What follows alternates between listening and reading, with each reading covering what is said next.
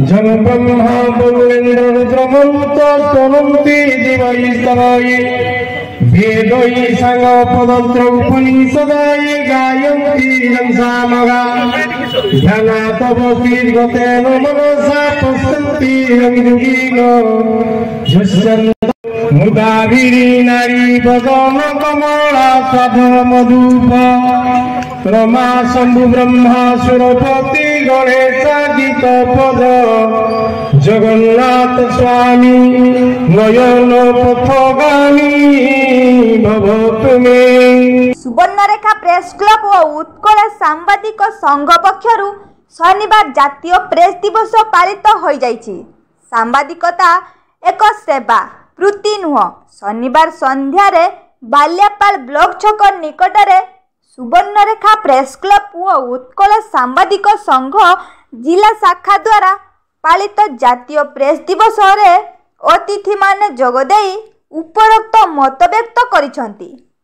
Press club सभापति कृपा सिंधु पंडा पौरोहित पालित एही उत्सव रे मुख्य उपद्रष्टा और अध्यापक डॉक्टर सुकांत गिरी अतिथि परिचय स्वागत भाषण सन्यासी बेहेरा वेद पाठ सदाशिव सेठी पिबरणी पाठ करथिले।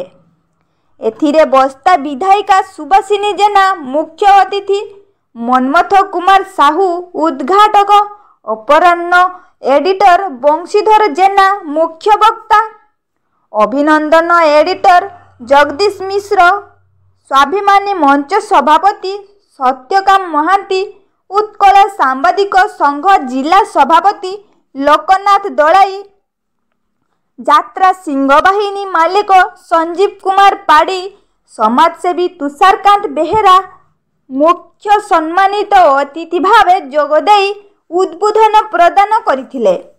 विभिन्न क्षेत्र रे उल्लेखनीय अवदान पाई शरद चंद्र प्रधान हरेकृष्ण जेना जिला परिषद निशाकर सेठी संजीव कुमार पाड़ी तुषारकांत बेहेरा रवींद्र कुमार जैन अध्यापक डॉक्टर सुकांत गिरी उत्कल सांबादिक संघर जीवन कृष्ण बारिक देवेंद्र दास निरंजन प्रसाद बारिक विश्वंबर दास जगत जगमोहन प्रमुख को संबोधित करा जायथिला।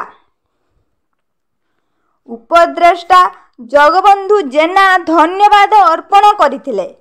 उपद्रष्टा आरती पात्र वीरमाधव दास सांबादिक गोपाल कृष्ण विश्वाल संजय कुमार गिरी ज्योतिरंजन पटायत हरेकृष्ण त्रिपाठी सांबादिका प्रतिमा जेना कविता गिरी प्रमुख एहाकु परिचालना करथिले।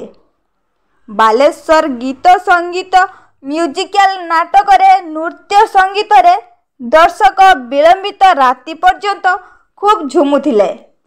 आपण को कैमरा को शाणित करंतु ए माटीर स्वर होंतु निष्पक्षित स्वर होंतु निजर स्वार्थ भावना को ऊपर उठी ए जो महान परंपरा अछि जो महान आपण मान कार्य करछंती से सांबादिकतार मर्यादा अक्षुण्ण रखंतु। आपण मान को निवेदन पुणी थोड़े शेष में मते सुযোগ देइतबारु समस्त को धन्यवाद। जय सुवर्णरेखा प्रेस क्लब जय बाल्यापाल जय जगन्नाथ।